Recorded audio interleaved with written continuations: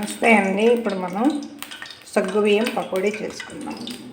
ఇలాగా సగ్గుబియ్యం 3 గంటల ముందు నానబెట్టానండి. ఇవో సగ్గుబియ్యం ఇప్పుడు నానబెట్టినవి.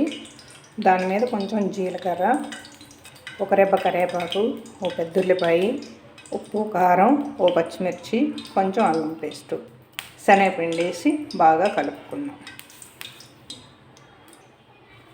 ఇలా కలుపుతాం. ఉప్పు, కారం, అల్లం, చిన్నపాయ పేస్టు, పచ్చిమిర్చి, కరివేపాకు, కొద్దిగా జీలకర్ర వేసాను. ఇవన్నీ ఇలా కలుపుకొని దీని మీద శనగపిండి, నీళ్ళు వేయకూడదండి, నీళ్ళు వేయకుండా శనగపిండి వేద్దాం. వేసి బాగా కలుపుదాం.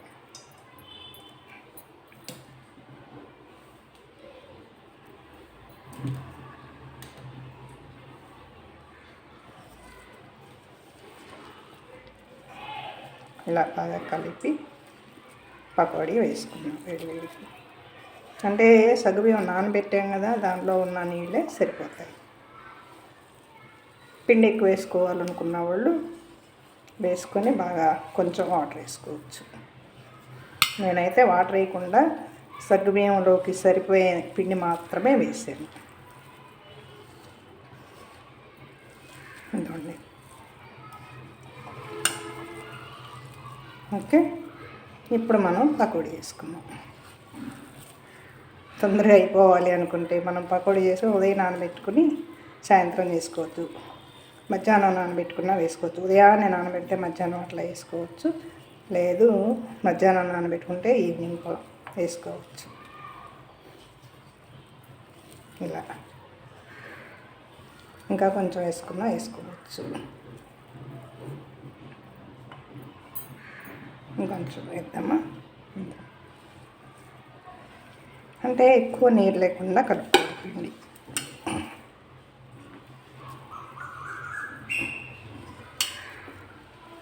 ఇప్పుడు పకోడీ వేద్దాం. ఉప్పు చూసుకొని ఇలా కలిపి పెట్టుకున్నాం కదా, పకోడీ వేసుకున్నాం. ఓకే,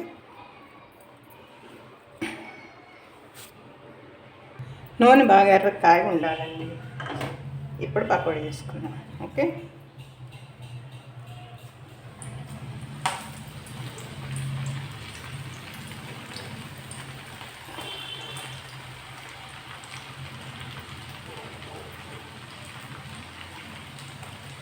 ఈ చలికి వేడివేడిగా పకోడీ వేసుకుంటే బాగుంటుంది సగ్గుబియ్యంతో.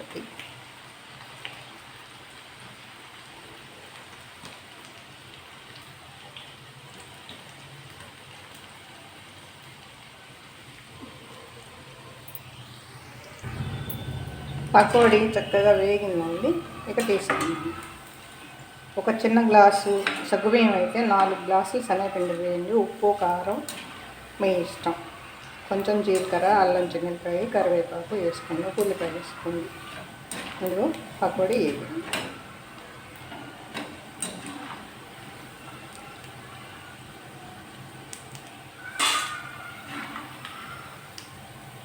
సగ్గుబియ్యంతో పకోడీ వేడివేడిగా.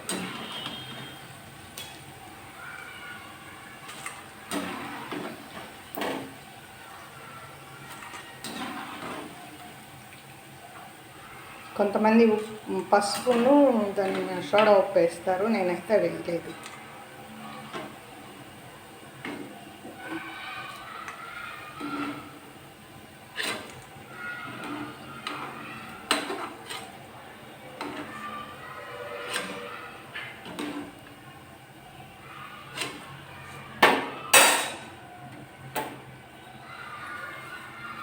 వేడి వేడి సగ్గుబియ్యం పకోడీ రెడీ అండి. తప్పక చేయండి.